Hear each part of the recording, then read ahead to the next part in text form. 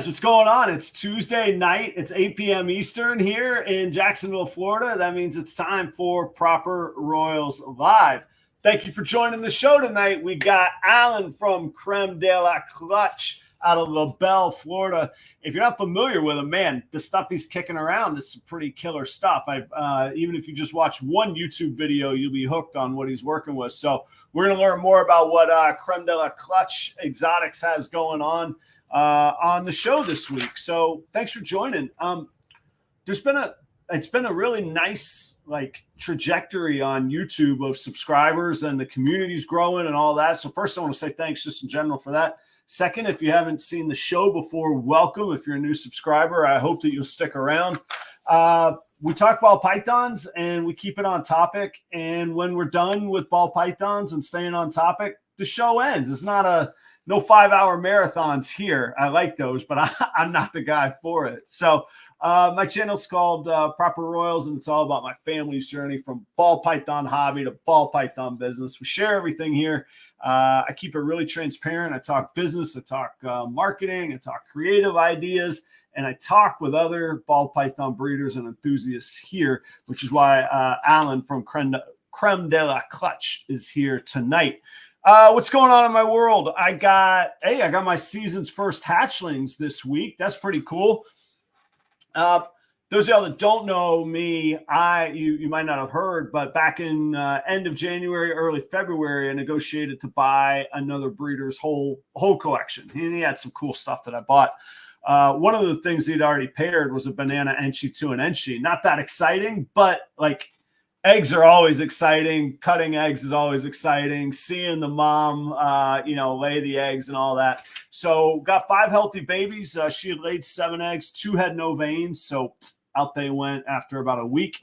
And the other 5 are all healthy. And the odds were okay. I got 3 bananas out of it. So that's cool. Those will all be available. I did get a male. Unfortunately, I didn't know. I was holding out hope that the banana was a female maker, and I was like, maybe I struck a little gold. He's not. All those bananas are males. So I did get a super enchi banana that looks great. He'll be available. Little hatchling once I get him rolling. Unfortunately, on the video of the cutting, not going to happen. My camera didn't focus not once, so it's the blurry. It's great. My wife zoomed into the egg, and it's just blurry. It just looks like soup. It's just blurry as could be. So least exciting egg cutting. We get on to everything else this season is either het visual, double het, possible double visual. I got 2 clutches that could be double visual. So I'll have those for you. New video out this week on egg boxes, kind of a eternally searchable one. I got to say thanks to JL Royals out in West Bend, Wisconsin. He sponsored that video. And look, and these sponsorships, of course, they're a financial business transaction. But I really like working with people. Man, it was great to work with Jordan. I really want him to succeed. He's pairing some killer stuff. He's got hatchlings that are going to be available anytime. Check out JL Royals. At Instagram, he's JL Royals 14. But if you check out the new video, you'll see him there. Next week's show, I can't disclose that one yet. Still finalizing some details for next week. Following week, we got Nicole Tisdale from Lady Tiz Exotics. If you don't know who I'm talking about, well, you got to tune in. She needs no introduction. She's got a ton of big snakes, man. I got to talk to her about these animals she got. Nicole is going to be on the show. Awesome member of our community, incredibly supportive. Speaking of sponsors, she sponsored some shows for me before as well. She's going to be on the show on the 9th, and then on the 16th, I'm planning, that's the Tuesday before Daytona. I'm planning a pre-Daytona kind of pregame show that night. I'm just gonna leave it there. I got some surprises planned. I got surprises for people that I'm planning to be on the show that they don't even know that I'm planning on them being on the show. So if you're going to Daytona, stay tuned. You might be getting a call from me. So what's up, everybody in the audience? There's 30 of you. It's awesome. Thank you for being here. Like I say, I try and get right to the topics at hand, but I try and say hello if I haven't seen you before. Snakes for the Memories, welcome. You guys freaked me out. They did Snakes for the Memories did a Instagram live, and it was like, everything's got to go. I was like, man, they can't be out. Like, that's no good. But all's well. That everything hatchling wise, I think, had to go. Was the deal. I'm looking on the comments here. I saw a new name earlier. Slither Prescriptions. Welcome. Glad to have you. Hector, what's up? Redline Pythons, welcome. Maybe welcome back, but welcome. Look, guys, if I miss you, thank you. Oh, Silver Dragon. Let me see here. Silver Dragon, I think you commented that you had seen some topics you wanted to talk about. Nelson, what's up, man? So thanks, everybody, for hanging out. If I missed you, please know that I appreciate you. We got to kill it. Look at this, 34 people, 7 minutes in. I haven't even brought the guest on yet. This is fantastic. What else I got going on? I got a couple 2021 year-old yearlings now, double het, ultra male clown males, both double het, no visual. I need to make space in my rack. Like, somebody email me, make me an offer. Let's figure something out here. I'm going to Daytona. I could take them with me if you want. Save on the shipping. That's kind of cool, right? Like I say, thanks for the subscriptions and Instagram. Look, I'm kind of slow on Instagram. I haven't really figured Instagram out, but I'm at like 998 followers on Instagram. Maybe I was at 999 and somebody jumped ship. You could be the 1,000th if you're into nice round numbers. That's up for grabs tonight. Hey, tonight after the show, go over to my buddy's channel, Jeremy Warfel. Go over to Warfel's Morphs. Go over to his channel. Speaking of 1,000, he is hitting the 1,000 subscriber mark on YouTube, and he's doing a big giveaway. And I should have better details. Jeremy, if you're out there, leave the details in the comments. I believe that he's giving away either eggs or an egg from just a primo pairing. They're picking it tonight. It's Jeremy Warfels and Chris from BNS Reptilia. Chris is donating either the pairing, the hatchling, or the egg. I'm not sure how it works. But after the show tonight, go right over to that show. I'm going to be messaging Jeremy. When I finish up, boom, he's going to hit it and go live. Oh, yeah, this isn't really ball python related. I promise I'll get right back on topic. Those of y'all in the North Florida area, if you're around, if you happen to be watching this, today is July 26th. On July 30th, I'll be doing one of my other deals, which is professional music. July 30th at Finn McCool's right here in Jacksonville, one of the primo pubs here in town. And actually, trivia, very, very first pub I ever played a solo gig under my own name at was at Finn McCool's back when it was in Jax Beach. That would have been back in 2004. 18 years I've been playing for these folks. Saturday night, July 30th, Adam Shira live. Acoustic. I was going to say solo acoustic. I got a mandolin player with me this week. So come hang out if you guys want to have a couple drinks and have some live music here in Jacksonville. I got one more piece of business. Jeremy Baud is donating a killer item this year to the U.S. Ark. I don't do it often, don't worry. Yeah, baby.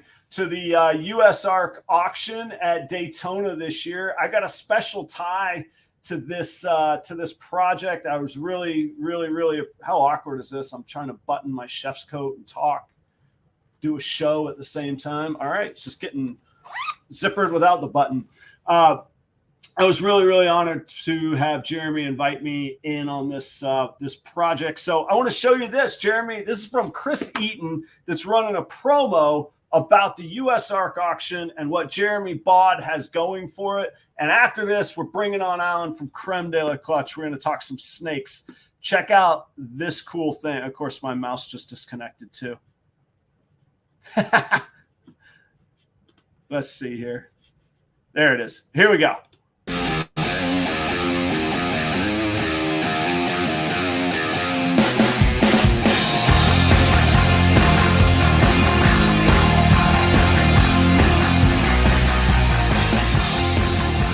Okay, so what we got here is pretty fucking cool, man. 15 Minutes of Lame Season 1 alumni Jeremy and Jeannie Baud over at Baud's Exotic Reptiles. They went out and they got themselves a guitar. Then they got that guitar signed by the original pioneering big dogs in the reptile hobby. I'm talking guys like Ralph Davis, Kevin McCurley, Brian Barczyk, the Sutherlands, Ty Park, and more. And guess where this thing is headed? To the Daytona 2022 National Reptile Breeders USARK auction. Maybe, just maybe, one of you guys could own a piece of fucking history. The only way to win this guitar is show up at the auction and bid. Help out USARK, own something bad. This is literally the only one of these guitars in the world. Get your down to the Daytona USARK auction on Saturday, August 20th at 8 p.m. at the Daytona Hilton and bid on this guitar, support USARK, and potentially be a part of reptile history.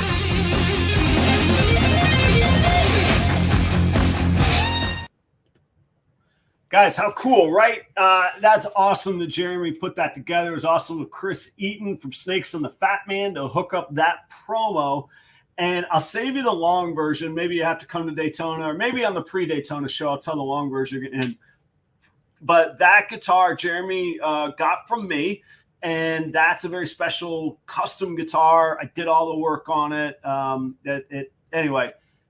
That is more one of a kind than you realize. It's one of a kind because of all the signatures on it, but that's my name on the headstock from building and assembling and wiring and customizing and hot rodding that thing. I played that on stage for many, many years. So that's a special guitar. It's going to a special place. I hope it raises I try not to cuss on my own show, but man, I hope it raises a ton of money, man. So Jeremy, thanks so much for including me. Beast Morphs, I see, man, you play drums. Yeah, whenever we get together, we got to do this thing, right? All right, guys, speaking of doing it, there's 41 of y'all. We're 13 minutes in. If you haven't hit the like button, please do. I'm humbled by you all being here.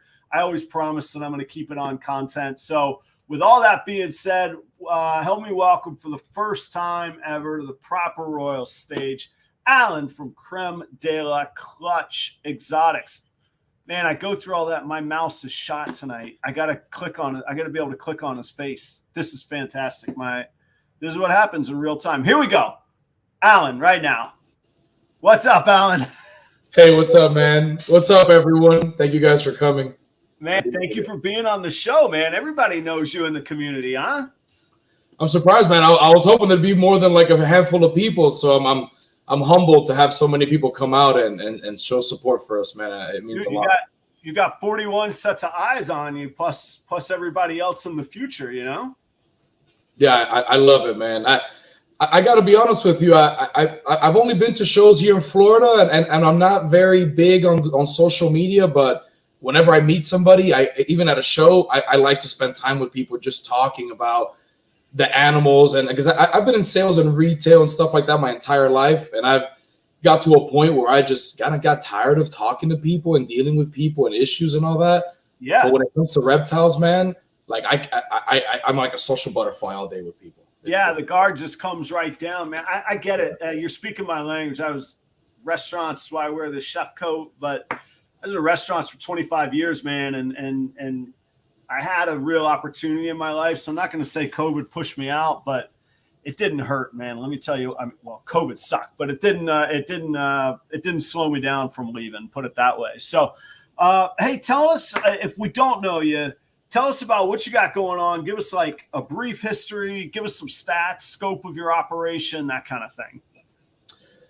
Well, I always think back and try to remember the first time I even found out about a reptile show. This was back when I was in college, maybe like close to about maybe like 10, 11 years ago. And I went to a reptile show. I'm pretty sure it was a Repticon in West Palm Beach. And I started seeing all, and I was pretty new to the reptile breeding scene because I've always been involved in breeding animals my entire life. I grew up like in a slaughterhouse, basically like slaughtering goats and cows and chickens and all that kind of stuff.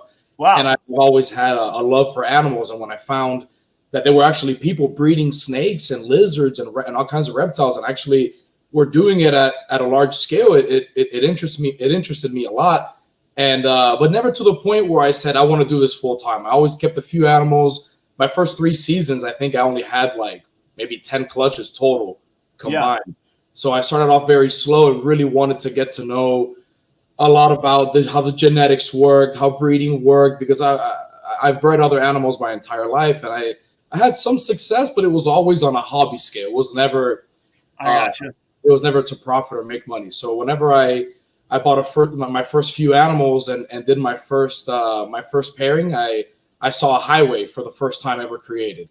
And that is what actually the pastel highway is what made me fall in love with just saying I want to make stuff like this as much as possible. So and what year was that you went to that show? Like 2012-ish? Oh man, if I could remember right now, I would say maybe even before 2012. Okay, all right. So you're a little farther back. I think if I remember correctly, there were single gene clown males were worth about $800-900.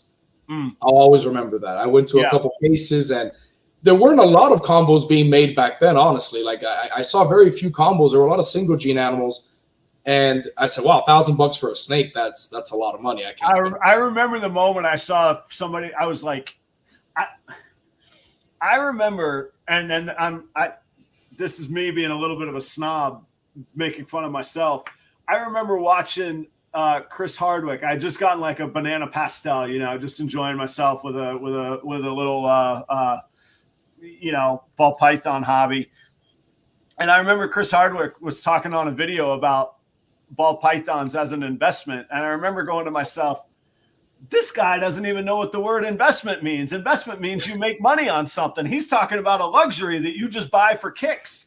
Yeah. And then he kept talking. I was like, what the hell is morph market? And I clicked, and I remember it hit me like a brick wall, like a ton of bricks, man. I was like, okay, I got to look at this a little differently, man. That was like, when you said that about $1,000 snake, I remember too being like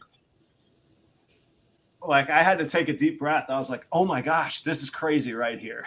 and anybody where you told, hey, this snake is worth $1,000, every single person you knew would tell you that's crazy. Who would pay $1,000 for a snake? Right. Like what's the point? And when I first started, I would say that the hobby was probably the worst, maybe not that it's ever been in, but in the last at least 10 to 12 years, it was in the gutter because there was no morph market.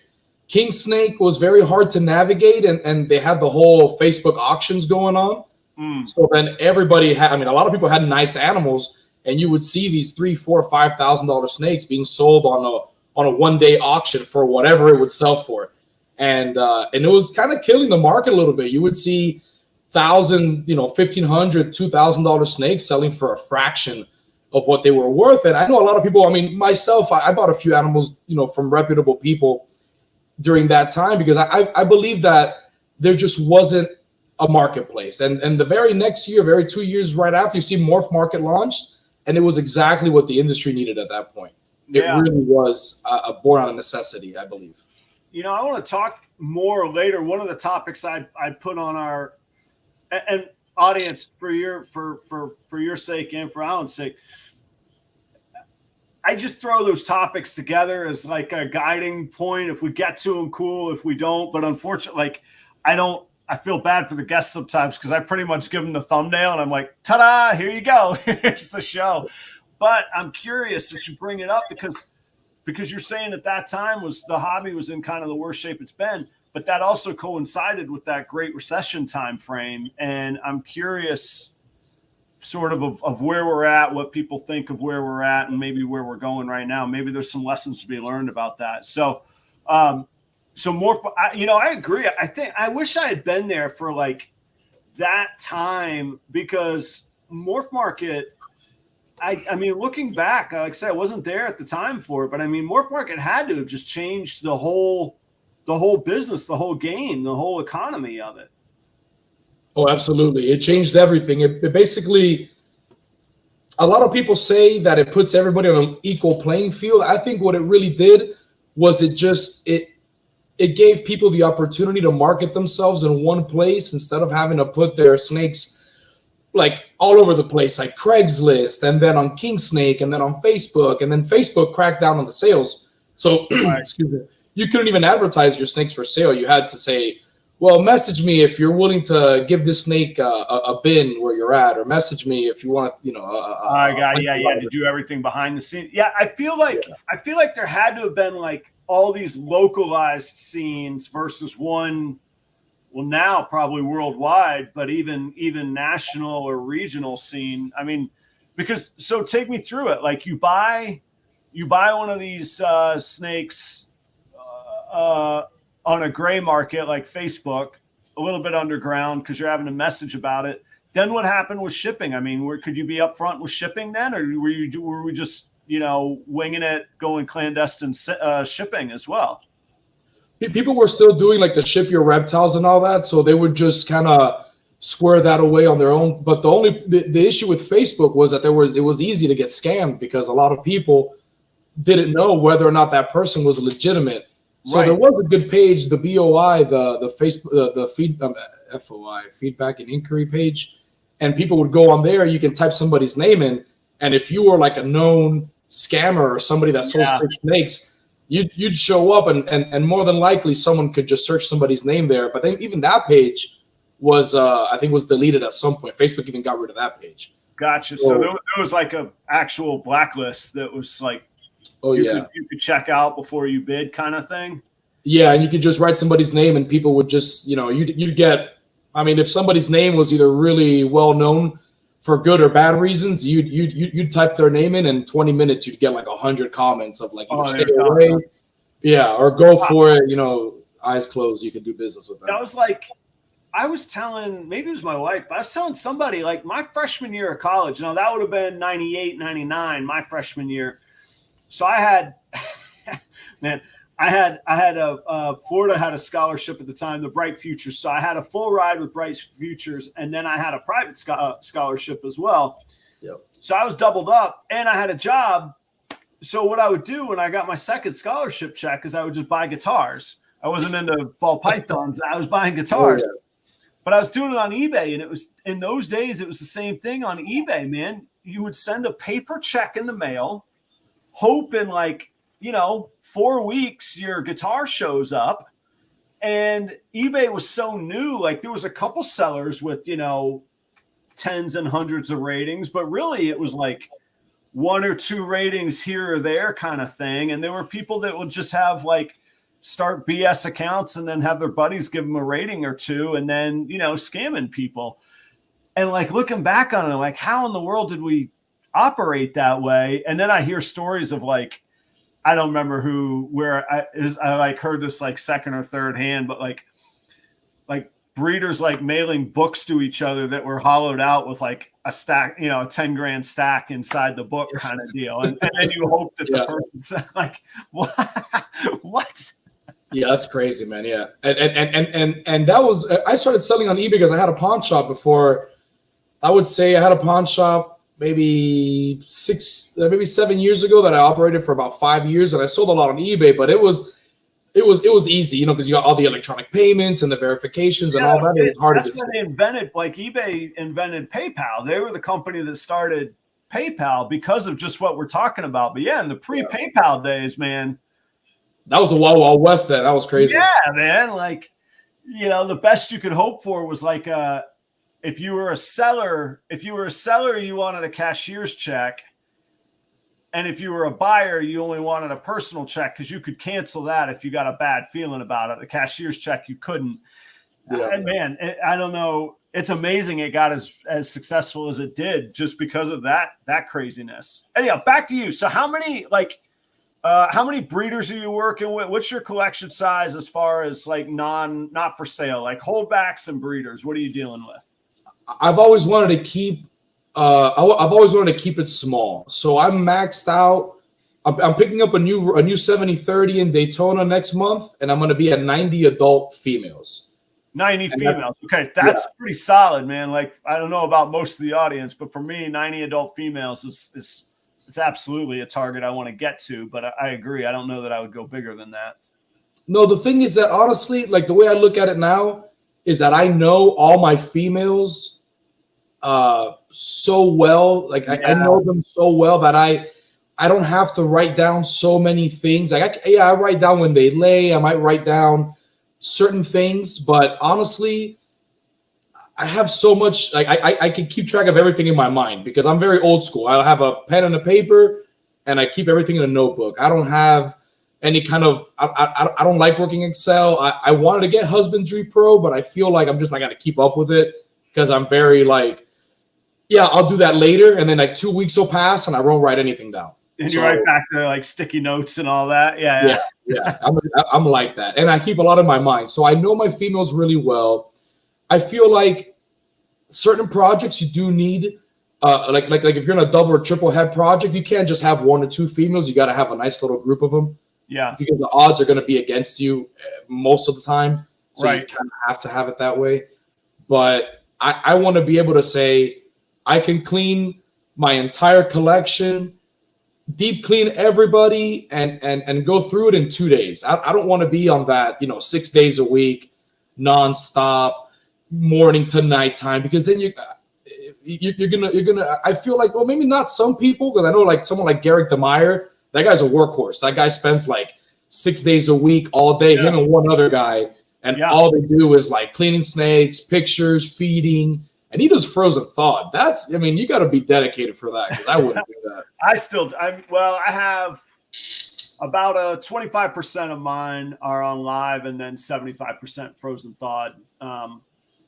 Really, just because I don't want to breed rats. B, I'm allergic to them. C, I don't have the space for them. Yeah. And D, my wife is a saint to put up with 80 animals in this little room over here, but she ain't gonna have any rats in the house. So that's where. Yeah, you've gotten a lot so far. If you start breeding rats too, you got to be set up differently. Like I live at home. It's just me and my son. I have custody of him half the time. So I have my garage right now is just like 3 walls of snake racks, 1 wall of rodents. Oh, cool. And, I want to get something bigger. I want to get like a nice size building, but I may have to move. I just moved here last year, but the lot I was going to get next door, the sale fell through. The people don't want to sell it anymore. That was going to be my, it's a 1/4 acre just so I could build a small facility. Yeah, build a little metal kind of went down the drain, whatever it might be. Yeah.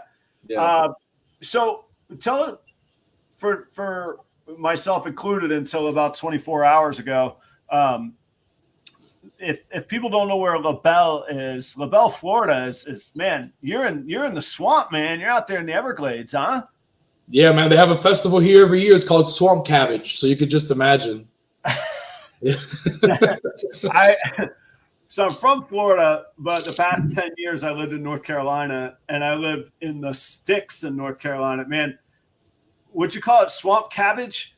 Yeah, the festivals. And where I used to live in Clewiston, had the U.S. Sugar Festival. So it's I have been to Clewiston before, and the Sugar Festival. I haven't been to the Sugar Festival, but man, it's all sugar canes there, man. It's there's fields of sugar cane, and I mean, I know you'll know this, but again, people watching might not know.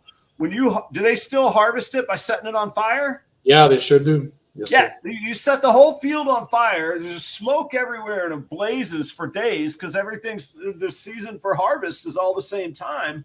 And then what's left over, they just come and rake up and throw in the dump in the truck in the back.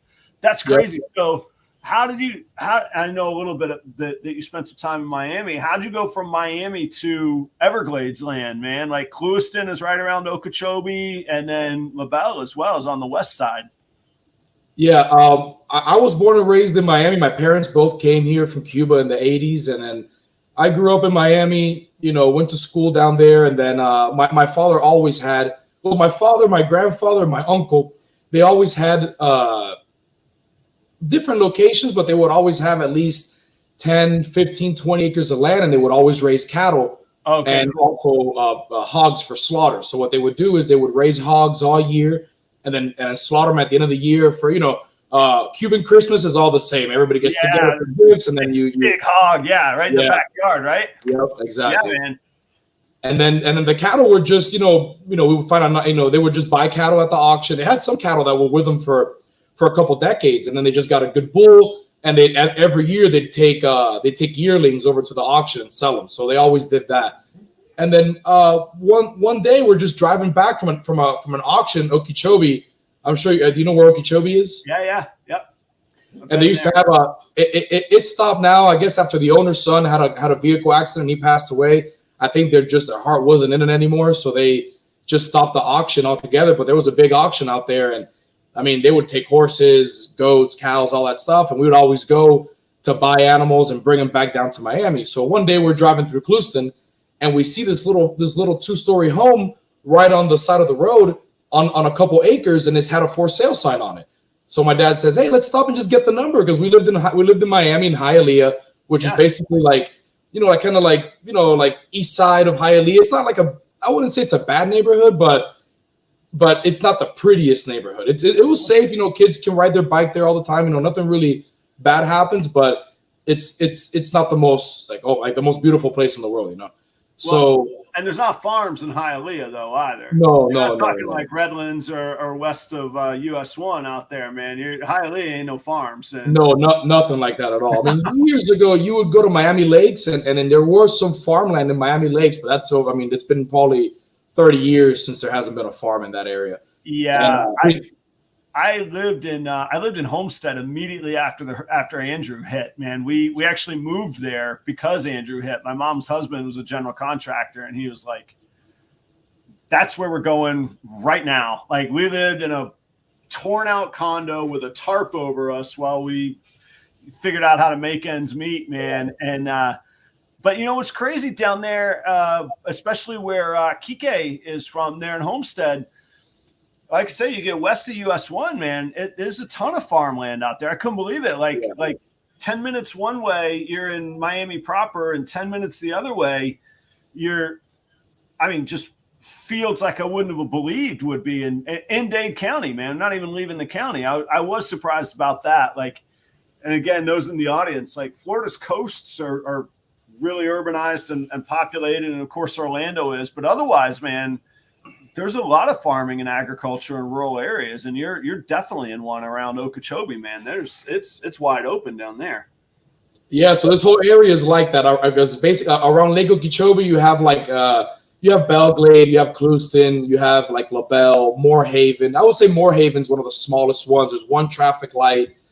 There's and like $10 stores. There's not. Those aren't cities, man. Those are little enclaves, man. That's it. Yeah. Yeah, that's it. It's like you blink and you go right through it. And yeah, I like living out here. I like living where the population isn't so dense, and I like living close to the city. So if in 30 minutes I can be in the movie theater, I can be in downtown Fort Myers. I can be.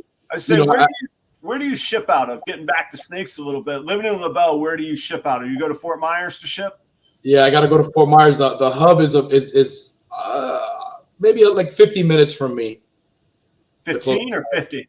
50. 50, yeah.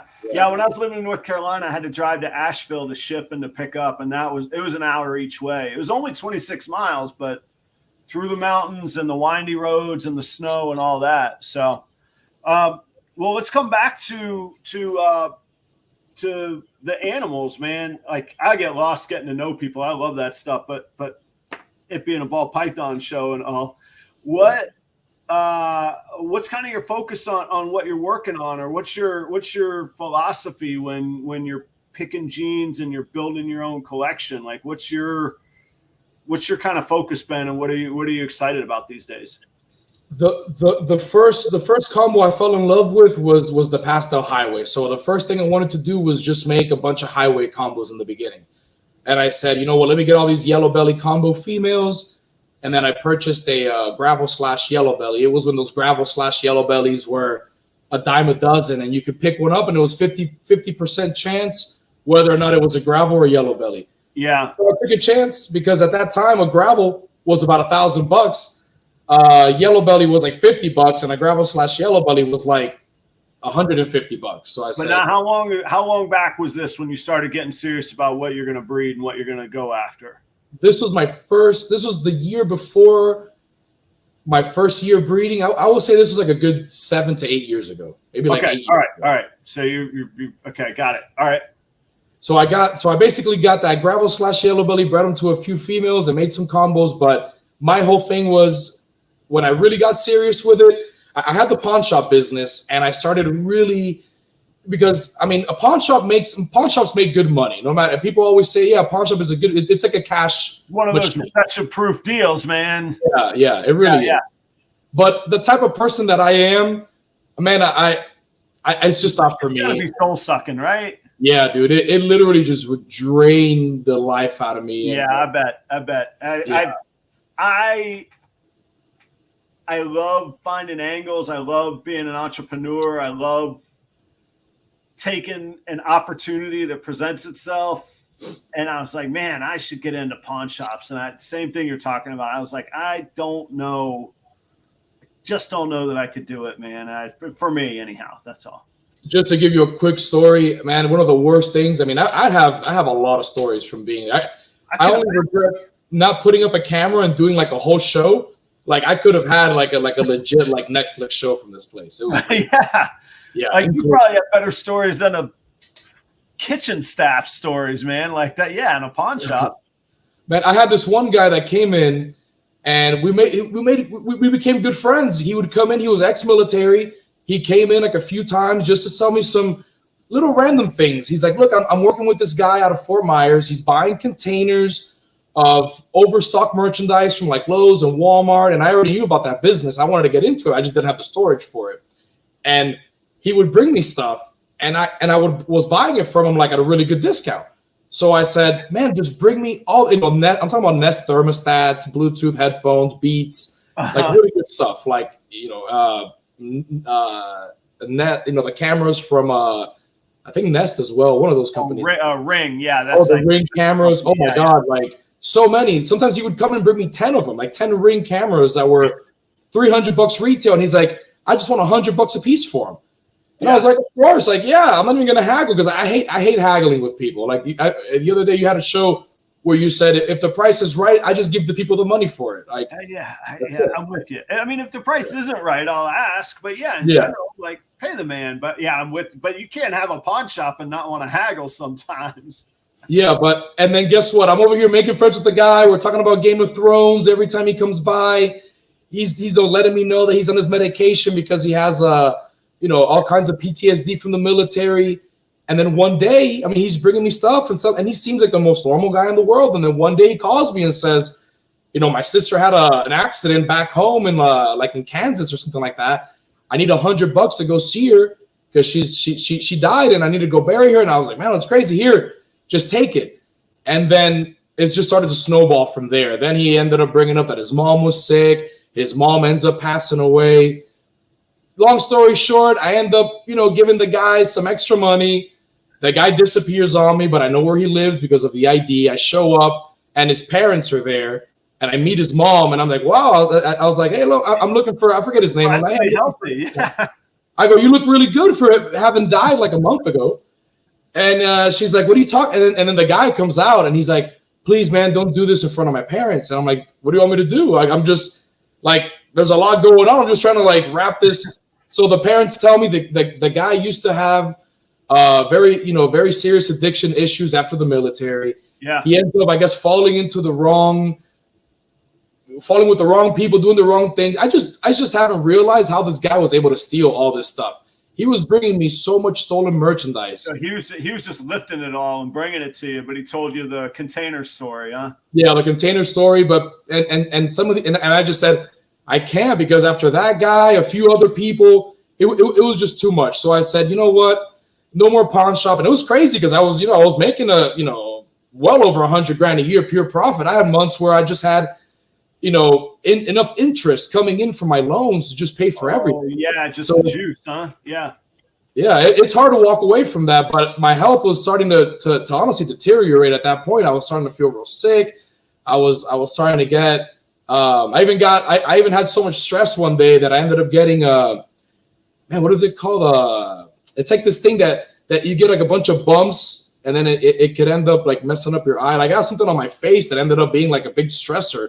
Oh, really? And having to take care of that. So I gave myself 6 months, and I had my son was maybe not, he wasn't even a year old. And I said, you know what? I want something I can spend more time with him. I want to do something that I don't have to deal with people so much. So I ended up just buying stuff from auctions and selling them on eBay and started doing really well doing that. I just cut out the people bringing me stuff. I just found out, hey, where can I buy this stuff directly at a good price? And the snakes just kind of took off. Honestly, the first year that I really invested in my snakes, I ended up, I contacted Ralph Davis and I purchased, I asked him, Ralph, do you have, I didn't know if he didn't know me from a hole in the wall. I just knew about him because the guy was one of the most well-known breeders when he was at the top of his game.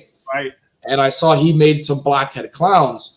So I contacted him and I said, hey, Ralph, do you have any blackhead clowns that you want to sell? And he's like, I have one female, the only blackhead clown I've ever made, the only one that even exists. He's like, but I want $3,000 for her.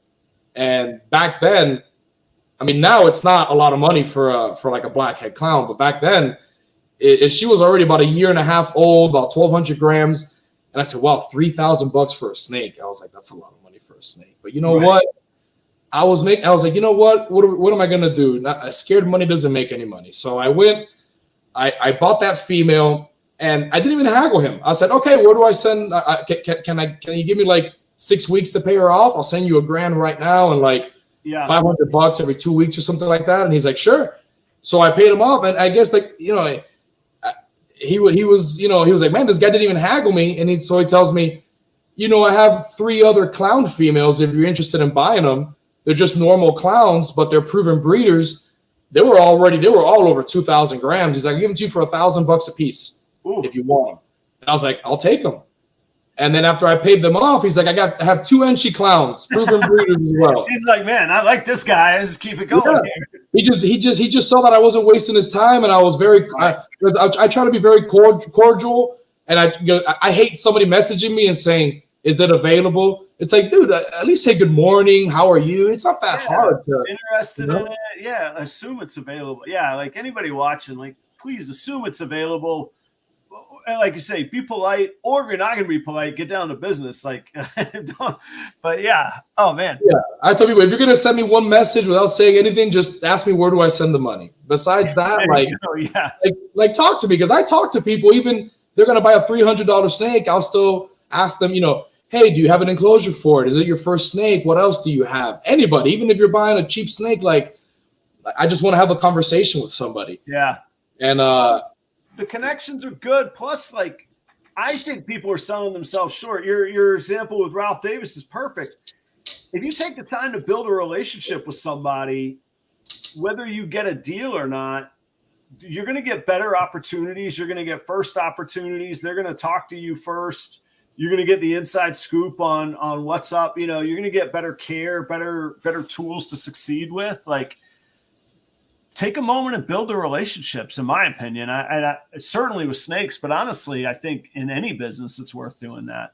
Absolutely, with anything. It's really not even the most talented people that do the best business. It's the people who are most liked, because people have to, like, I know people have great animals, but my limited interaction with them was so forgettable that I would avoid trying to spend money with people like that I didn't have a good experience with. Right. There's I won't dig too much into it because it's not really ball python related, but I worked for of all things, it's been 10 years. It's been 15 years since I left them, but I worked for Ruby Tuesday. It was the first company I ever worked for, the restaurant, for 10 years. And I finally got to go to the home office. I was a GM with them at like 25, man. I was a GM running their stores. And I sat down with one of the executives, and he goes, man, you got 2 parts of your brain. You got the emotional part and the rational part. And he goes, the emotional part is Goliath, and the rational part is David. David only wins like 1 battle a year. All the rest of it is emotional. He goes, if people feel good, and the guy was so aware. He was like, there's Chili's, there's Outback, there's Bonefish, there's Carrabba's, there's 15 places, Applebee's, just like us, they can go to. But if they feel good and you make a connection with them, they're going to come to your Ruby Tuesday, Adam. And I was like, I mean, to this day, it's the same thing you're talking about, man. And it's exactly true. It's a lesson that's just invaluable. And like you say, it wasn't, I mean, it was Ruby Tuesday. We were opening boxes of frozen food and heating them up and slinging it out. You know, I mean, there was more to it than that, but it was the experience and it was the people, and that's obviously gone way downhill. And I haven't even stepped foot in a Ruby's in 12 years, but I haven't been in a while either. Yeah, but yeah, I mean, those days changed. But I mean, the mid 90s were the height of casual dining, man. There was even more. There was TGI Fridays. All of them. They were all the same company, not the same company. They were all the same concept with a different brand on the door, you know. Yeah. But I learned a lot from them, and that guy was spot on, man. The rational and emotional pieces together are just so important. Let me take one break for 1 second. We got 48 of y'all. Thank you so much. We're about halfway through the show. After the show tonight, go over to Jeremy Warfel's channel, Warfel's Morphs. Jeremy, type in the details in the comments. But Jeremy's about to hit 1,000 subscribers on YouTube. And he's setting up a giveaway tonight with that I believe is being donated by Chris from BNS Reptilia. Chris is killer. He's been a great supporter of the show, former guest on the show as well. And so check that out after we get off the air tonight. We're going to aim for around 9:30 to wrap up here tonight. Those of y'all that haven't joined before, I hope you'll consider hanging out. I saw a bunch of new faces, man. Those of y'all, if you're joining the show from Alain's Instagram posts or anything like that, thanks so much for being here. I hope you consider sticking around, subscribe, like, all that good jazz. But that's enough of my selling. We'll get back to the content, which is what you came here for. So, all right. So fast forward to last year, Alain, man, you tell us about that blackhead clown clutch you hit last year. What a stellar set of animals. Like, I was doing some show prep on Morph Market and that one of them popped up, and I was doing some show prep on YouTube and I'm like, oh, that's the same clutch. Tell us about this, man. This is killer stuff. Thank you, man. Thank you. Well, when I got those females from Ralph, I needed a good male. So a good buddy of mine that lives not too far from me here in Venus, his name is Luis Alonso with LA Exotics. He's the one that also imported that Spartan female from Africa, maybe like 12 years ago. So yeah, so he's been at it a while too, huh? Yeah, he's been at it for a while, and he's always. I mean, he made like the first, I believe, leopard pinstripe pied called the lion pied, I believe. And he's made a lot of really, really amazing pieds and clowns and stuff like that over the years. And he just happened to have that leopard spot nose het clown male that was the perfect male at the time to add. Because back then, when I got that male, there still weren't that many really crazy combo het clown males. So that male made sense. And it was a buddy of mine too. So I didn't haggle him either. He wanted $2,500 from at the time, which was a lot for a het male. But I said, I have the females.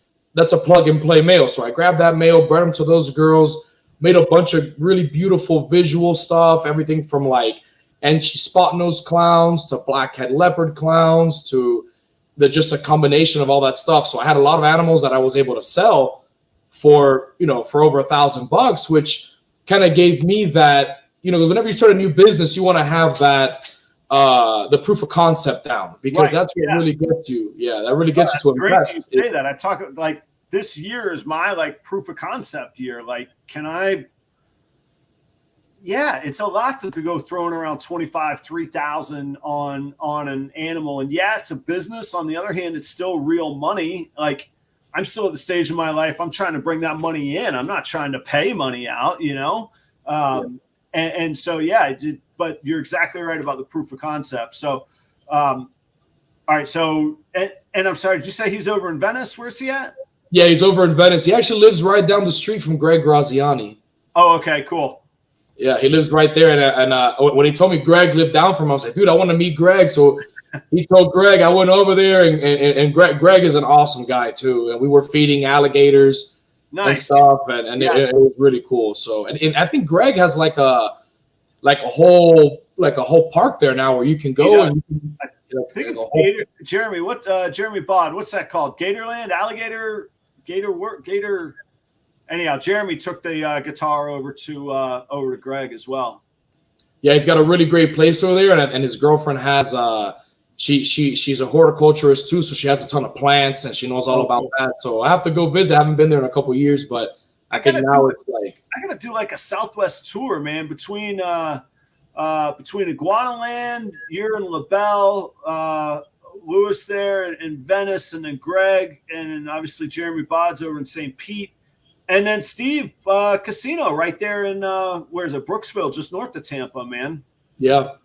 No, there's a lot of good guys down here, and there's even I'm really bad with names sometimes, but even Jeremy gave me his name, and I wholesale him a few animals. I mean, this guy is like, this guy would be such a good person for you to interview too. I would say he's probably, if you can name the one person who's responsible for ball pythons in the U.S., it's him. And he brought in the first imports like in the early 90s. Jeremy, if you're listening, who are we talking about here right now? But yeah, he's a great guy too, and I think he has like a pet store over in that Tampa area. I went to his house not too long ago and took him some snakes, and he showed me around. Really great guy. He's been doing this for me for decades. You probably see him at Daytona walking around and at the different Repticons and all that because he'll buy wholesale. But that guy, guy's like the grandfather of this whole thing. He's like even before Brian Barczyk and all these other bells and all that too. So last year I held back a blackhead leopard clown male. Hang on just a second, Phil. Phil says we need a breeder meal get together. Yeah, Phil, we do. The problem is where the area where we're geographically, the area where me and Alain are talking about right now is a solid 4.5, 5 hours away from me. And honestly, where Alain's at would take me 4.5 hours to get to Punta Gorda. So it'd be another hour at least over to LaBelle from there. So anyhow, we can't just hang out for beers one evening, but in Daytona we'll hang out. Well, that's like our that'll be our yeah, it'll be fun. Or a bunch of us can meet up over at Iguanaland, and we could crack some beers there with Ty Park and a few guys. That'll be a cool place to do like a round table type of meeting or something. Yeah, Ty was on the show a few weeks back, man. He's great. He I know he'd have us there and show us a good time for sure. Oh yeah, for sure, man. I think so too. So sorry. All right. So you're working on this clutch from last year. So I get this blackhead leopard clown, and I said, let me breed this guy to my best female. So I bred him to his mother, the blackhead clown female. That clutch was awesome because everything was visual. I think the worst animal I made was like a leopard clown, but I made a blackhead clown, a blackhead leopard clown, a super blackhead clown male, a super blackhead clown female, and a super blackhead leopard clown female. Yeah. So that's the type of clutch where maybe not every clutch that somebody makes in the hobby is going to be, that $20,000, $30,000, $40,000 clutch. But man, just if I would have had maybe just 2 or 3 clutches like that, I mean, that clutch alone was over 30 grand of cash. And then I was able to trade one snake from there for my for currently my best male, which is a pastel DG clown, possible vanilla. So I was able to upgrade one male from there, which I mean I would love to have a super blackhead clown male, but I'm not progressing into the double and triples with that male. So I felt, and somebody contacted me and said, "Hey, I like that male. Well, would you?" And I told them, "Look, I can't sell him, but the person who contacted me is known to produce some amazing DG clown stuff." I told him, "If you have a DG clown male, I'll trade you." Yeah. And so he basically worked out a deal, and I was able to get some cash out of that clutch. I was able to get that male, and basically position me to now be able to breed that male to like a huge DG female that I have, and hold back every single DG head clown female that's born from that clutch. And then my goal is to really have a whole 30 bin rack of nothing but DG head clown combos and clown head DG combo females, so that then I can have 2 or 3 really powerful DG clown type of males and breed them to all those girls and just create everything that I want to make in clown, but with DG in it. It just makes perfect sense to do that. Yeah, it's going to bring everything out. Man, I love those moments. Like almost every entrepreneur that's making it, whether they feel like they've made it or not, that is making it, has like a at least one, if not a couple series of them, like moments that like changed everything. And like, I really feel like for myself, it was when that breeder called me. I'd done business with him before. He calls me out of the blue, and really I thought he was trying to sell me something, which is kind of cool because you always want to hear what the people have. Like if they're going to give you first dibs on it, you know, at least you listen, kind of thing. Yeah. And he says, Adam, I just got a promotion, man. I can't take all my snakes with me, but we have to move immediately, and I need to unload some of these snakes. And I remember I'd been to his place before, and I said, these aren't really for me, and I don't really have the space for them. I said, unless you're selling the rack, then I'd talk to you. And he said, no, the rack's not for sale, just the snakes. I said, I think I'm going to pass. Like, they're cool, and it was fair, but it wasn't exciting, you know. And he called me back the next day, and he goes, all right, I talked to my wife, and I thought he was going to make me an offer on the rack. And he goes, okay, here's what I'll take for everything. Just take all of it, every top, bottom, everything I was going to keep, everything I was going to like sock away with me, the ARS rack, everything. And like that's just one of those moments that just shoots you forward. And that feels like what you hit on that. And then, like I say, what I hear when other people feel like they're starting to make it, or they are making it, or they look back and they go, man, I didn't even know it, but that was the moment. Like that was a really cool thing. So is this what you do full time? Is it just snakes now, or are you still doing some other work? You know, I would say that maybe 3/4 of my time is really spent with my snakes. Okay. Because I'm the type of person where I change every single water bowl, sometimes daily, sometimes at bare minimum every other day, bare minimum. Yeah. And sometimes I even do it every other day. I spray all my animals like almost not daily, but at least every other day. I breed my own rodents, so I'm very, on top of my rats when it comes to that. But and I just enjoy it so much. And I tell people all the time, I feel like I've only been in that room for an hour, but 5 hours have passed by. Yeah. And it's like when you love what you're doing, the time isn't even an issue. But I mean, I have sold enough snakes that I could essentially just do that and nothing else, even with a small, because last year I only had 18 clutches. Uh-huh. And a lot of people think that you need to have these, 100 clutches, 200 clutches, and it really isn't, not even close to that. Right.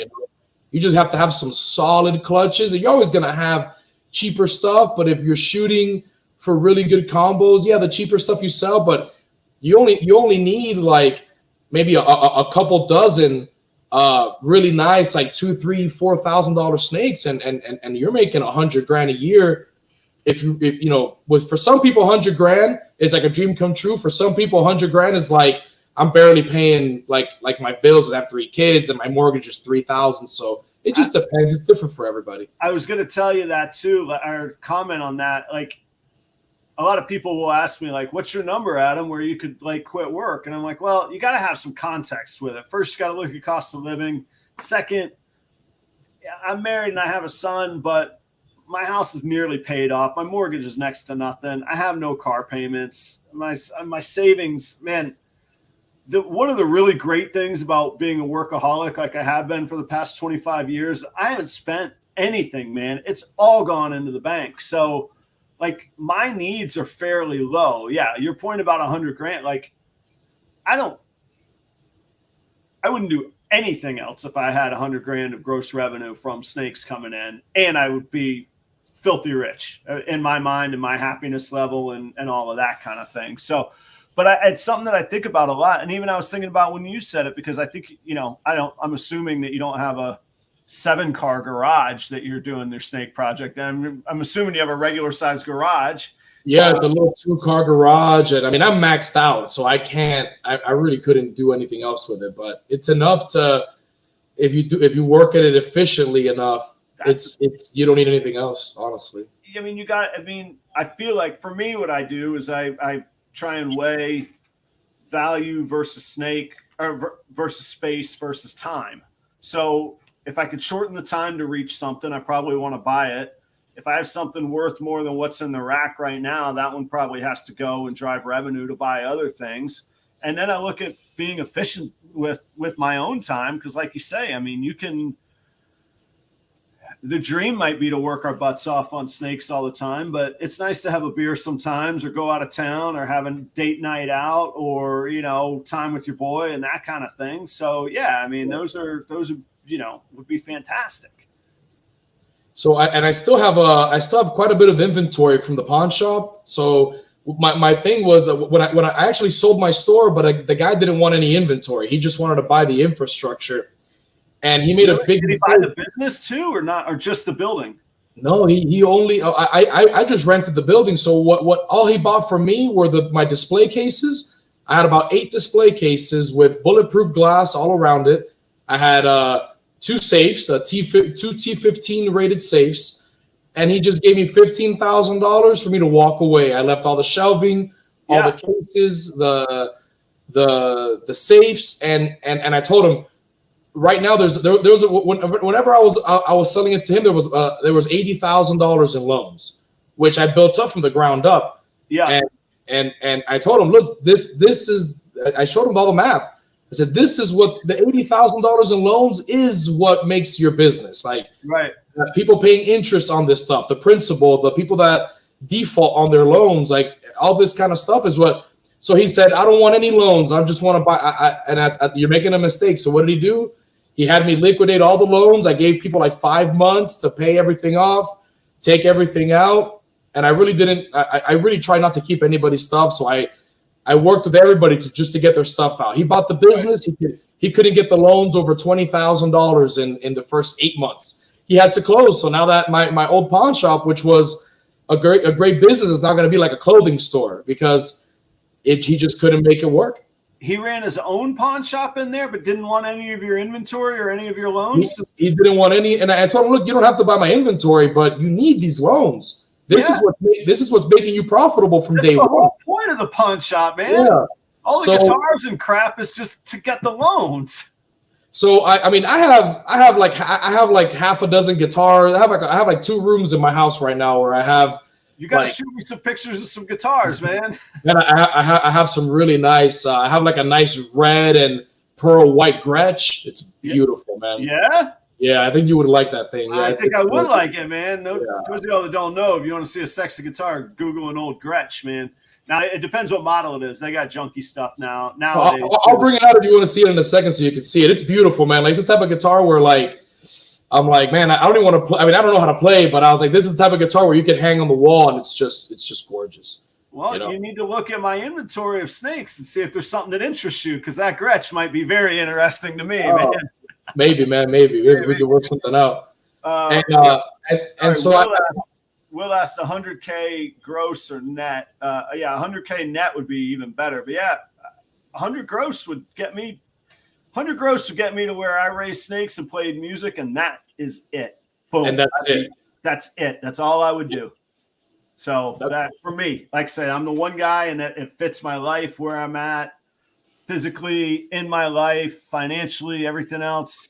I'm good. I'd call that being retired, or at least financially independent. Done right there. That's it, man. Hey, you could do that the rest of your life. You could just breed snakes and play guitar, and even if you just paid for your trip to go out and play in an awesome place, you're like, Well, that's what I do right now. Like, my vacations are usually I go on tour for my vacation. So, the first half, usually half of it is to pay for the whole trip. And then the second half, usually I have my wife and son meet me. They'll fly into wherever I'm touring at, and we'll do like, Busch Gardens or a day at Disney or whatever. And then make the second half of the tour a little family time. So, what are you seeing selling these days, man? Everybody's a little antsy. We got what's the freaking word? Where the supply chain issues, inflation issues. We're worried about recessions out there. Politics are crazy. Things seem unstable. Russia's invading Ukraine. All this stuff is going on. What are you seeing with it? Is it affecting your market at all? I feel like I feel like whenever the market takes a hit, it always takes a hit at the bottom of the market even more than the top. So like the cheaper animals like that, that's 100 to 200. Hang on, say that again. That's a killer way to put it. That is That is what I've been trying to come up with. Say that again. Yeah. Like whenever the market takes a hit, it usually always cuts off from the bottom. Yeah. It hits the bottom. Like, for example, like interest rates go up. Are real estate investors not buying? No, they're buying real estate all year. The ones that aren't able to buy right now are the people that barely qualified, right, and are just getting taken off because it's just that it's just what happens. Like everybody that's like the people that make the least amount of money are the ones that are always affected the most by like gas going up, groceries, all that kind of stuff. Yeah, yep. But if you make like a really cool DG clown combo right now, I guarantee you that you're not going to have a problem selling it for over $10,000 because you don't need everybody to buy it. You just need that one person, right, that's going to want it. Like you make like a let's say a super blackhead DG clown. Like people like Justin, Ozzy, probably like so many of these guys are going to contact you and say, how much do you want for it? You're going to say, you can say 15 grand, 20 grand, and they'll send you the money for it. That's it. Now you make a Bumblebee Mojave and you're going to struggle selling that thing for $200 because there's going to be tons of other snakes just like it for the same price. And then those people that are going to have that $200 budget are the people that $200 is going to cost them more in gas this month. So they don't have the $200 left over. Yeah. Let me make sure nobody misunderstands me. I don't root for recessions. I don't root for tough times for anybody. In the Great Recession, that last go around was actually one of the most fortune building or wealth building times of my life. And it happened to be because just before that, I'd gotten a great job and had been saving for a couple of years. And then everything fell out. But what happened when things fell out is everything got cheap. And I was sitting on a stack of money that I had been saved. I was a single guy. I didn't have a son. I didn't have a wife. I didn't have a car payment. Like Ruby's was, I basically was living on the road because I was on the opening team. Like even my rent was paid. Ruby's paid my rent at home. So, I mean, everything. I was just socking away. And I was able to, this very house I'm in right now, I was able to buy that in 2008. And then I just started buying, things that I could buy and flip. I was buying high-end wine because, like you say, every market has a bottom. Even high-end wine has a bottom, and that bottom fell out of the bottom, not the top end, but the bottom of it. So people that were newly rich and then had just lost everything because they were, gambling or doing whatever economically, financially, with the pyramid schemes or Bernie Madoff or whatever, those people were selling they would take pennies on the dollar for their wine collection, but I could take them to the rich folks that I knew. I actually was really crazy. 2012, I was shipping wine to container ships, and I had a partner in San Francisco. I was shipping wine to San Francisco and he was shipping them out to China, man. Like, wow. The Chinese politicians, they never had French wine. And I guess in China politics, you want to be able to show off with things that nobody else has. You couldn't, oh my God, I couldn't buy wine fast enough. And then one day the prime minister said, we're done importing French wines. And overnight it was done.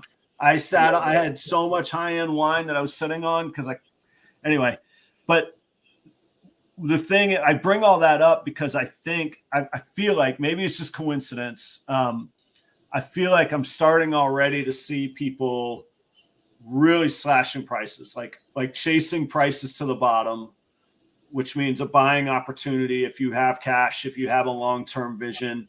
I don't root for anybody to get out, but even just I don't think it was related. He got a work promotion, but I'm hearing people selling collections and that kind of thing, which you got to be careful with. You don't know how healthy they are. And if they're getting out, maybe there's a reason they're getting out. But I wonder if this is going to be a time that's going to be a real buying opportunity. If you can look 2, 3, 5 years into the future with what those animals will be worth then when the next boom comes around, because these things are all cyclical. And as bad as that Great Recession was, we've had one of the longest booms in American history. I mean, the past 10 years have been a gold rush in the markets. So yeah. I wonder if that time is approaching us. Now, the flip side, I won't name names, but I I heard vendors at the Tampa Repticon say it was a really tough show, and I heard another vendor say at their absolute best they'd ever had. It just keeps getting better. That vendor said to me, so Daytona will be interesting to just open the ears and see what prices look like. That's great. You nailed it the way that you put it, because I've written on my paper, luxury item or pet item. And it's exactly what you're talking about. Is it the high end or is it the low end where the hits are going to come, and where's that line and where are those opportunities, Yeah, I think a lot of these big guys, it's almost like they can't afford not to buy a super powerhouse animal if it becomes available, because their goal is to stay ahead of the curve. I mean, that's one of the reasons I think why Justin bought like a Sunset Pied. If somebody else buys that snake or that project, they could potentially take that project to a level where maybe he won't be able to take it unless he buys that animal. Right. So he can't like he invested into the into the zebra gene. He almost can't afford not to, because if that project ends up blowing up, he already has a group of animals that he could build on, and he already has so many other ingredients he could add to that. Right. His double and triple heads will be stacked more than anyone else's, and you have to have a good mind for it. Like that's why I like the way Justin thinks. Will Morose from Royal Canadian Reptiles. Yeah, that guy's like he's a genius when it comes to this stuff, because the way that his mind works. And for years he kept his day job and he wasn't worried about selling anything that he wanted to keep. He kept every single animal that, those double heads, those triple heads, and people would ask him, and he just wouldn't sell them until he get to the point where he's now selling his byproduct to people for big money, and he could live off just selling his byproduct. But if you quit your job too soon, if you want to live off the snakes too early, you could do it, but you're kind of shooting yourself in the foot, because you can't. If you do it too soon, you can't be profitable and grow your collection. Yeah, you become a slave to the revenue. Yeah, which is something that I'm being careful of, because I want the dream so much, and I have a great, my job right now is fantastic. I consult for restaurants. I don't have to get in the daily operations. I work from this very desk in my garage, and my snakes are right in front of me and all of that. So I have nothing whatsoever to complain about. The money's good. It's more than I could make selling snakes, not eventually, but immediately.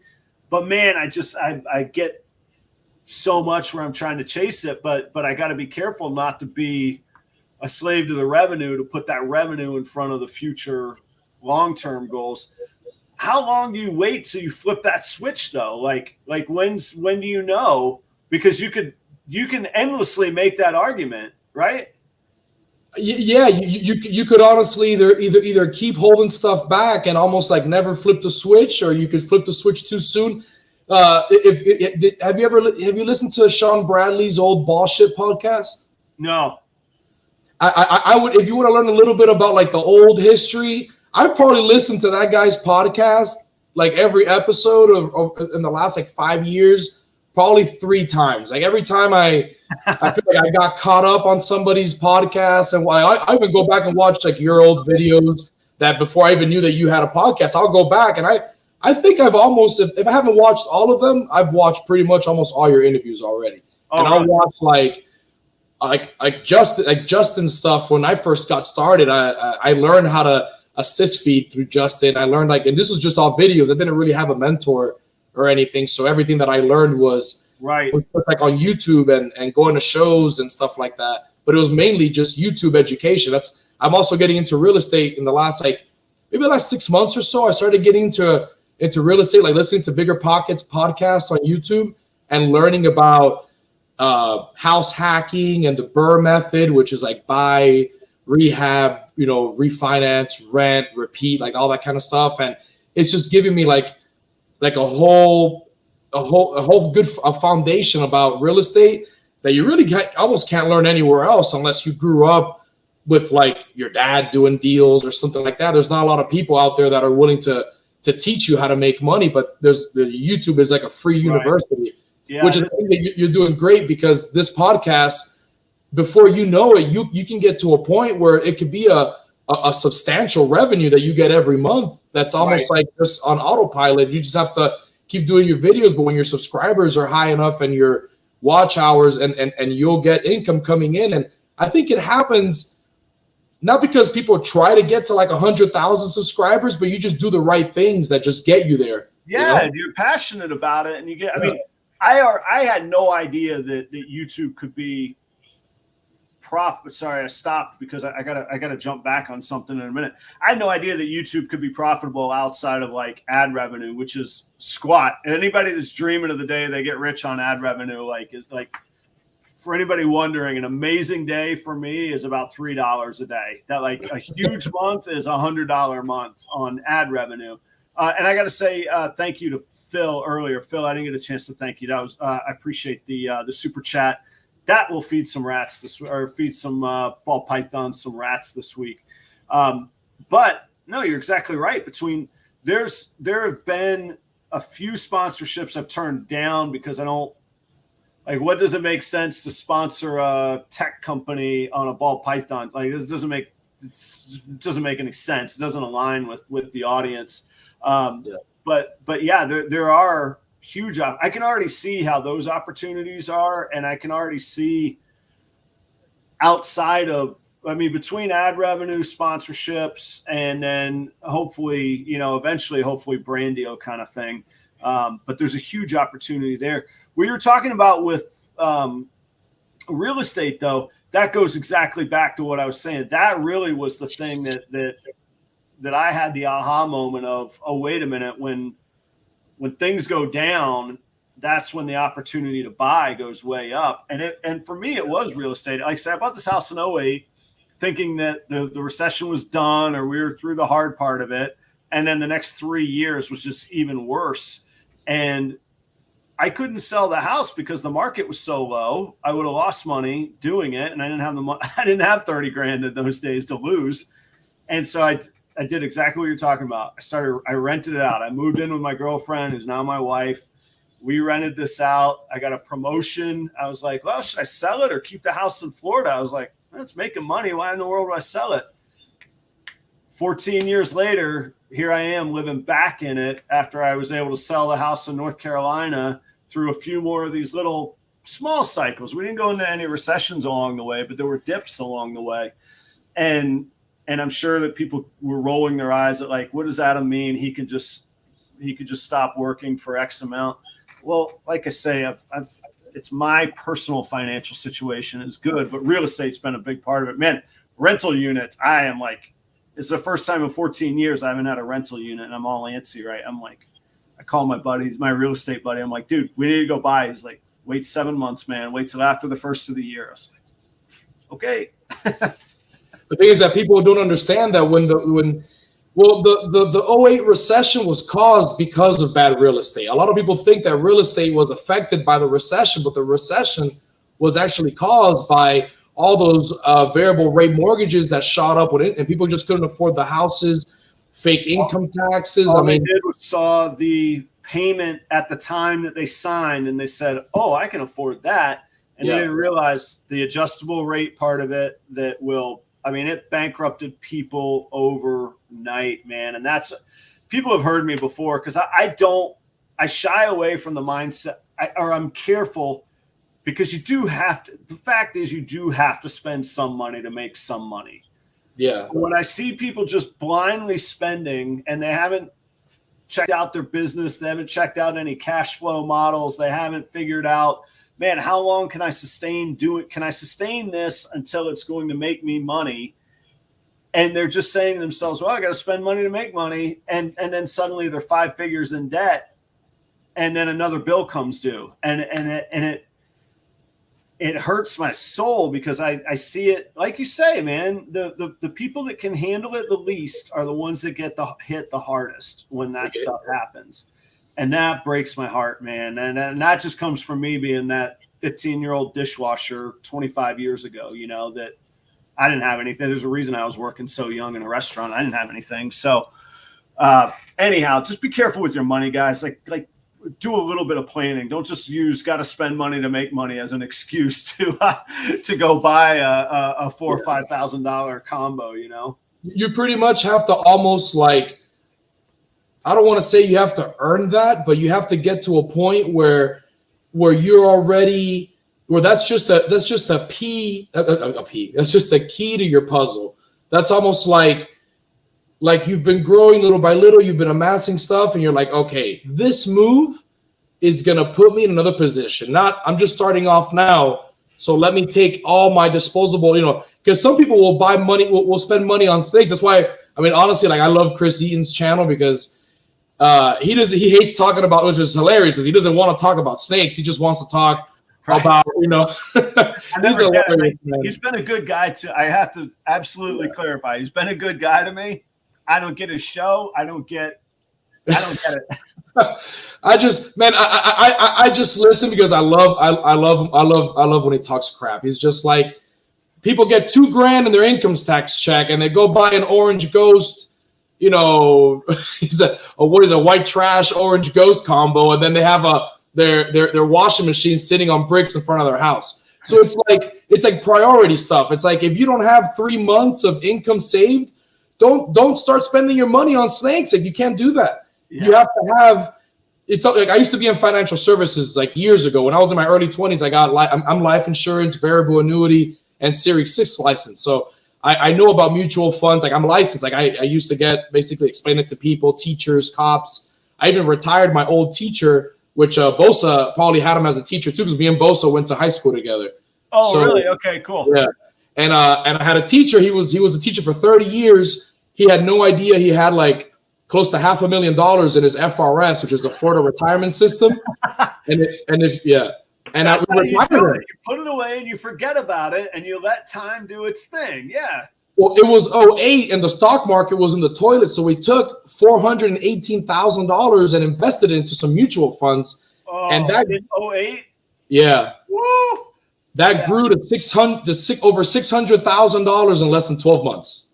Well, yeah, if he had till now, he'd be way more than a millionaire on that. Oh, now the thing is that now he works for the company I used to work for, and he just made over $400,000 last year, just selling life insurance and helping and just showing teachers.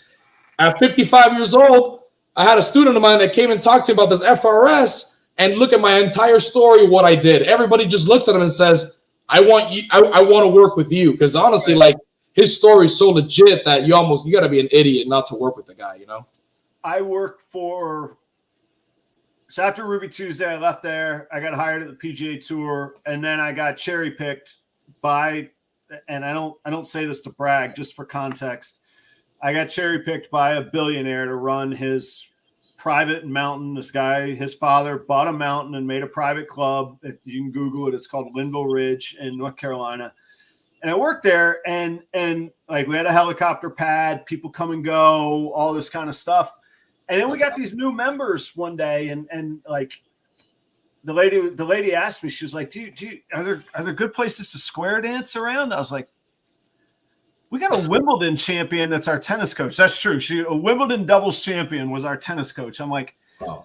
I can't help you much about square dancing. I was like, what's your thing? Your new members, I got to get to know you. And she goes, well, my husband and I were teachers, and we saved like crazy. We lived, and we knew that we wanted our retirement to be at the very nicest place we could go to. And we think that we have 20 years left to live, and we have enough money for our last 20 years. We can afford this. And I was like, wow. Like, they were teachers in Florida, man. And yeah, that's wild. I won't get into everybody else's finances and all that, but I just remember her being like, where's the square dancing? I'm like, what? What are you talking about? You might want to retire in Clewiston. It's funny. But they, it was great. And they held their heads high. They were very proud of what they did. It was a humble life that they worked, but it's what you do with the money and how you look after it, and don't get eaten up by debt and all this stuff that we're talking about, that makes the difference on that. Yeah, exactly. So what big clutch, kind of our big finish. What do you got that you got planning on coming out this year that's your bit? Oh, so yeah. So I don't know if people heard like that. The big tie together of the story last year was the super blackhead leopard clown clutch that you had. What do you got this year? What's the big thing this year? Hopefully. Well, I have my pastel DG clown to a DG female, but that's not going to be anything visually like exciting. That's just more like I can hold back every female from that clutch. That's more like for the future. Yeah. Yeah, that's more like I need these. Like, these females are worth. I mean, they're worth more than any visual clown or visual DG because they're visual DG head clown, there's less DG head clowns out there than there are clown head DGs. So for me personally, like those female DG head clowns are going to be huge in a couple of years. Also, I have some Spartan stuff coming. Hopefully, I have some Spartan clowns, and Lewis from LA Exotics already made some Spartan clown combos that look incredible. So hopefully that project really takes off. And we kind of proved out that the import female was indeed. She's really crazy looking, has like a white belly, and all the Spartans have like white bellies. So he bred her to a pied and made pieds out of a wild caught import female. And so did I. I made 2 clutches of pieds from Spartans that weren't even het for pied. So another theory that we have is that, well, it's kind of like my theory is that Spartans are all 100% het pieds, almost like how they thought leopard was tied to pied. Yeah. But I really feel strongly that these Spartans are het pied. So besides the Spartan stuff and that DG, I have some highway clown clutches coming, super gravel clown clutches, and then I have like my OD Batman male. I bred him to like a cinnamon clown, an OD clown, my blackhead clown. So I have some hopefully like OD blackhead Batmans, OD cinnamon Batmans, like stuff like cool. that. Yeah. But a lot of these animals, it's like I want to maybe keep the best animal from each clutch. If I don't have something I want to keep, most of those animals are going to be sold just so I can go and buy one piece or maybe almost like a DG Exantic or like stuff like that. Yeah, because I want to get some Exantic. I don't have any Exantic, any albino, nothing like that, which I may not want to get into albino, but I definitely want to get into Exantic. I've gone back and forth on which line, SK, VPI, MJ. I really like the MJ Exantic, but I think it's compatible with SK. That hasn't been proven yet, but I've just kind of like, I haven't jumped on that yet. I like Sunset also. So I may also find something with Sunset, but I think Sunset, the key to Sunset is Desert Ghost. So it needs something to brighten it, right? Like it needs to keep it vibrant, right? I mean, that's my sense on it. Now, Steven, Leviathan Snakes, he would have maybe a different opinion on it. But yeah, I think it needs something to keep it bright and vibrant, you know? Yeah, the Desert Ghost will take away all that brown, and I think it'll also make the reds a little bit richer. I mean, you might be able to get like a red and white snake out of there. I don't see why not. And that would be pretty awesome looking. So I'm excited to see what other people make first. Like maybe Miguel from Always Evolving Pythons, he has like double het Sunset DG stuff that he's breeding. I'm pretty sure he'll make something soon. But that's the thing. Pretty much just a lot of like those type. Like I've been wanting to make highway clowns and super gravel clowns for years, and I finally have animals that I made that are breeding now. And also Champagne is another gene that I really like that just doesn't get enough love out there because it's so overpowered. Yeah, we didn't even get to some of the genes I wanted to ask you about tonight. That's all right. I feel like we got to do this again in the future and keep this going. I don't know about you. I could talk to you for hours, man. This is cool. Oh, same here, man. It's awesome. It's a blast. Yeah, talking to you for sure. Well, let me do this. Let me say, let's call it here because we've been at it 90 minutes, which is where I kind of like to keep it fresh. We got 57 people still watching. Guys, I appreciate you. I'm going to find a time when I can bring Alain back on, man. We got to keep this going. I think it was a good conversation, and we were really clicking on some things here tonight. after the show wraps up, guys, do me a favor. Go check out Jeremy Warfel's channel, Warfel's Morphs, W-A-R. Somebody type in Warfel's Morphs in there for me, please. W-A-R-F-E-L''S, Warfel's Morphs.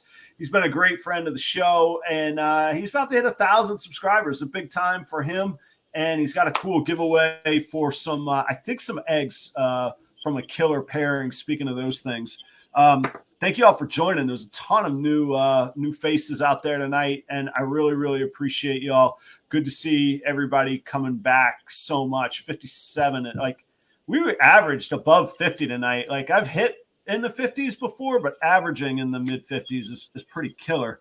Yeah, I saw that. I wasn't able to really chat, but I saw that the people were on there quite a bit. And yeah, man, it feels great that a lot of people came on to show support. Oh, it was a great audience. And like, there's a ton of cool places to hang out on YouTube, ball python stuff. I get that, but I'm always really just humbled and full of gratitude because I see it mostly the same people with like 10% new people each week. And then those people come back. And I like I say, I'm thankful for it. I'll keep doing it every Tuesday night, 8 p.m. Yeah. Alain from Creme de la Clutch Exotics on Instagram for sure. You do have a few videos on YouTube. I did put those links are down in the description. Anybody that wants to click and check it out, show Alain some love on that. You're going to be up at Daytona? Oh, yes, sir. I got a table in the second room. And yeah, I had a hound filled. I told him, I was like, hey, man, you got this thing's been sold out for 6 months and I have my hotel, but I don't have a table. So he got the second room and that thing filled up immediately too. All right. So I'm staying over, but if you're up for it, I know it's busy. I don't know if you got anybody that can watch the table or if you step away or I can I'll come film at your table. You can show off a bunch of these cool things too, man. Oh, man, that'll be awesome, man. I appreciate that very much. Yeah, I'd love to do it. That'd be great for me. So, all right, I'm going to say thanks. Stick on the line. Don't hang up yet. You'll see. We can hang out for a minute after the show too. So stick tight. Guys, thank you all very much. Go see Jeremy Warfels. I will be back next week, 8 p.m. Eastern, same time, same place, same channel. Thank you all. I hope you stick around. There's a whole lot of y'all that were new tonight. Cheers. Thank you so much. I'll see you next week. I'm going to hit the music. Watch your ears, friends.